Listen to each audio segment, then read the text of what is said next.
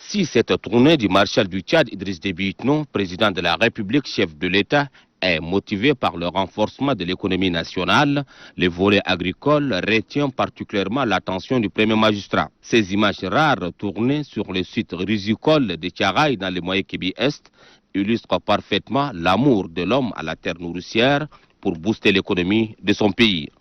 C'est dire que la promotion de la politique du monde rural initiée par le marshal du Tchad il y a quelques années doit interpeller tous les Tchadiens.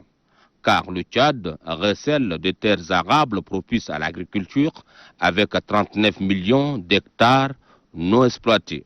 Au vu de ces potentiels, nous pouvons affirmer avec conviction que le Tchad est à même d'assurer son autosuffisance alimentaire et d'exporter l'excédent.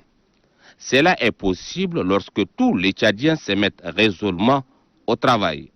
L'exemple que vient de démontrer le président de la République dans les champs de coton de Kemmata ou à Tanda dans les Moyen-Chari est un message fort adressé tout d'abord aux cotonculteurs du Moyen-Chari qui doivent sérieusement travailler pour alimenter l'usine de la nouvelle société de textiles du Tchad dont la production mensuelle est estimée à plus de 375 000 mètres de tissu.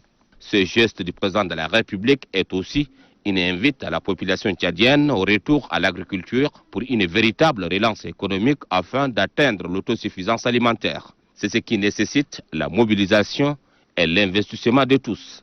Donc, opérateurs économiques, présidents des grandes institutions de la République, membres du gouvernement, élus du peuple et paysans, investissons dans la terre, car la richesse et l'avenir du pays se reposent sur l'agriculture.